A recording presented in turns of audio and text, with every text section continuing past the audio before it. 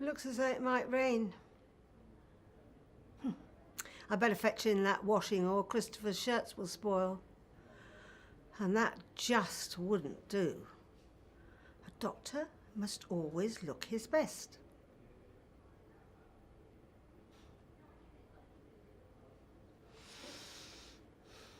That fatso brought the tea in just now.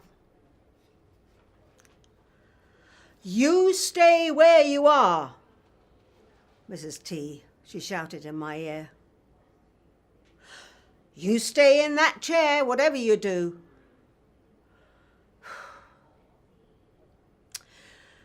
She offered me a biscuit,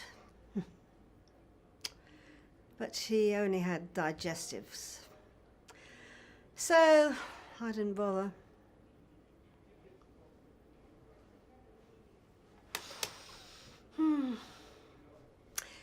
It's a queer sort of place, this is. Her opposite.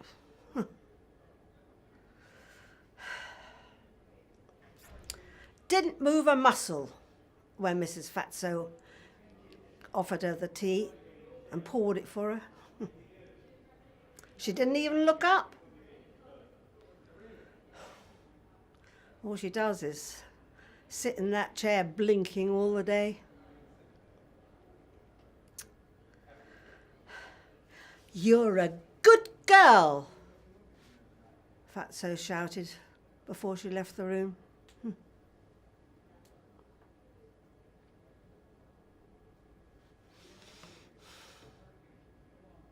Outside, a tree is waving in the wind.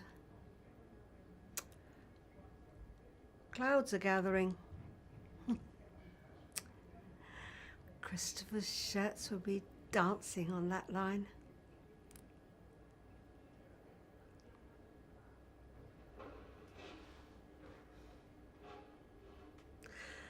Mostly white and some grey and a light blue one. I remember them well. I did his laundry for him every week, you see. Well, it was one less thing for him to worry about. What are mothers for?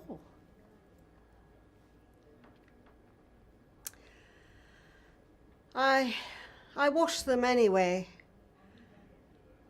The day we heard. I couldn't bear to think of them crumpled up in that plastic bag. I hung them out on the line, one by one. They held fast with the pegs, the wind rippling through them as the sun came and went behind the clouds. And then I heard it. A noise behind the shed. What's that? I wondered. Probably the foxclubs. They've been making a nuisance of themselves, defecating on the cabbages and spreading the chicken bones over the roses. So I picked up my empty laundry basket and went to shoo them away.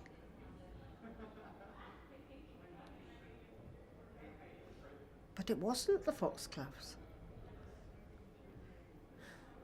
It was Norman. He had his back to me, and he was weeping. Weeping with one foot in the vegetable patch.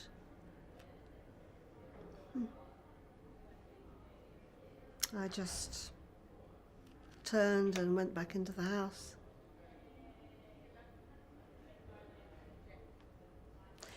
When Fatso left, Mrs. W started moaning,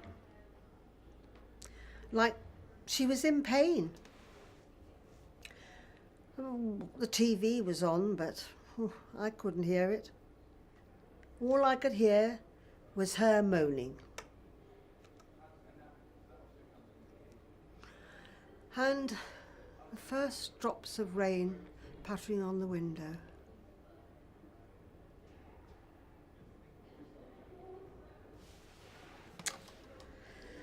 I don't know how to use this chair.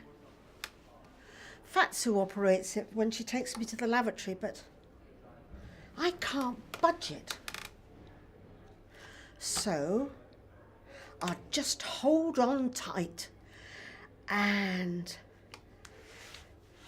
push myself up.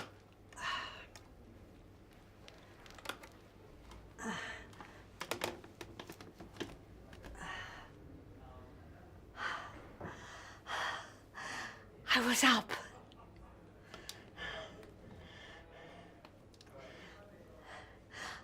I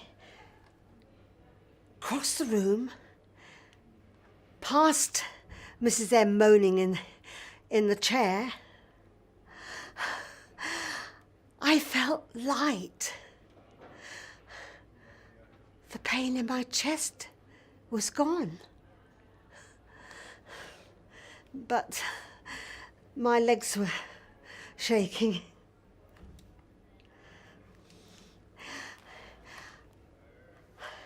I was almost there.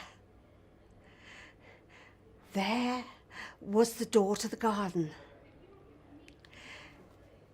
It had emergency exit on it, and I didn't know how to open it.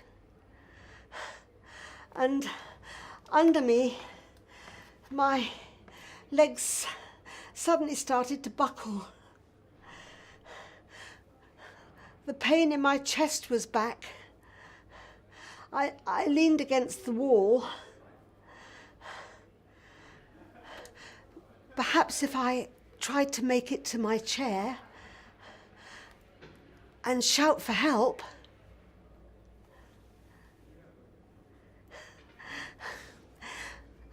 and then I thought of Christopher's shirts. And suddenly I remembered him as a small lad on his first day at school, looking down at me with his bright blue eyes as I tied his shoelaces. Criss-cross under the bridge, and then you pull it tight.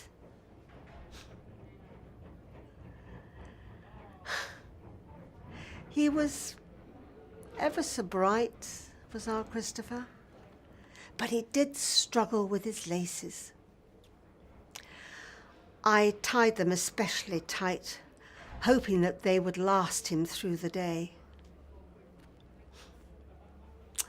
He looked so bonny in his little blazer. I spent the whole day worrying about his laces. Well, how could I fail him now?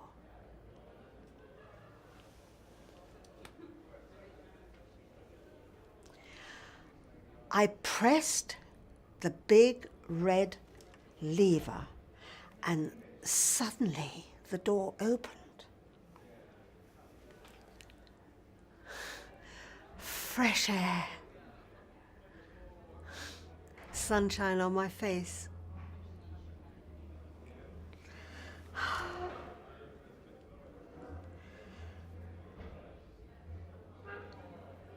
Bloody hell, where do you think you're going?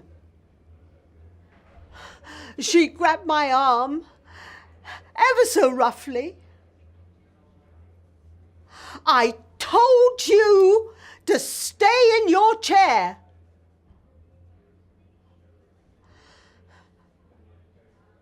Just like bloody little children. Let go of me.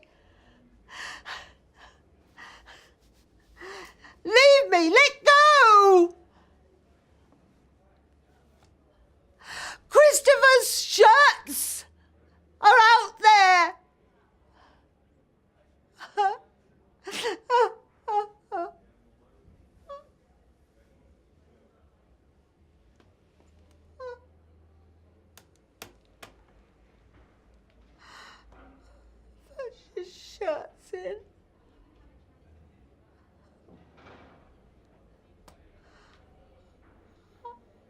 I forgot them. It's getting dark. I said I forgot Christopher's shirts. Norman hated it when I was forgetful. You've your head in the clouds, V, he used to say. Sometimes I'd forget them on purpose. Because walking out into the garden on a summer night, it was like magic. Above, millions of stars, the summer breeze, the quiet, and on the line, Christopher's shirts were hanging.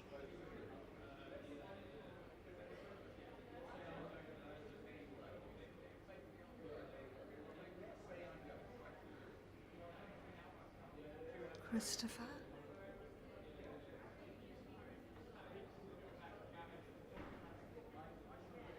Tomorrow I'll iron them, and then they'll be ready for him when he comes.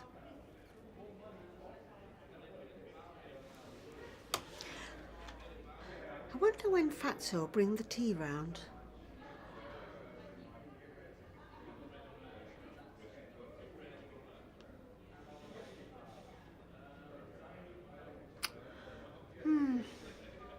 Looks like it might rain.